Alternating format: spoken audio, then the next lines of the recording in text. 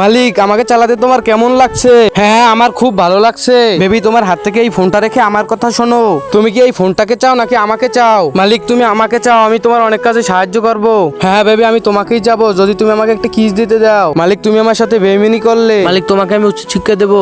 একা বসে থাকতে আর ভালো লাগে না। বাবা, তোর ফোনটা আমায় একটু দে, আমি একটা মুভি দেখি। এই নাও বাবা, দেখো নিউ হিন্দি মুভি। আরে আমি এটা কি করে ফেললাম?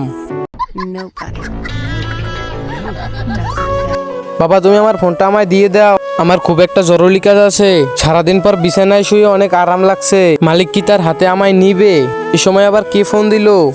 ও, এই তো বেবি ফোন দিয়েছে। আরে হঠাৎ ফোনের কি হলো? আরে আমি তো কল রিসিভ করতে পারছি না। আরে ফোনটা কি খারাপ হয়ে গেল নাকি? বেবি, তুমি কি রাগ করেছো? তুমি আমার ফোন ধরনি কেন?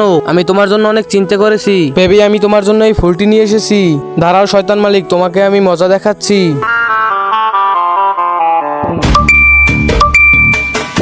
তোমার ফোনে এগুলো কিসের মেসেজ আসছে? আরে আজব তো, আমি বলবো কিভাবে আই লাভ ইউ জান?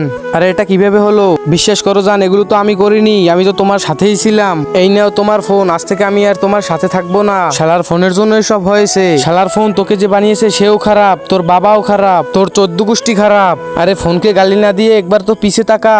আরে আরে স্যার, আমি তো আপনাদের গালি দেইনি, এই ফোনের কোম্পানিকে গালি দিয়েছি। আরে মূর্খ, তুই তো ফোন দিয়ে আমাদেরকে গালিগালাজ করেছিস। বিশ্বাস না হলে ফোন চেক কর।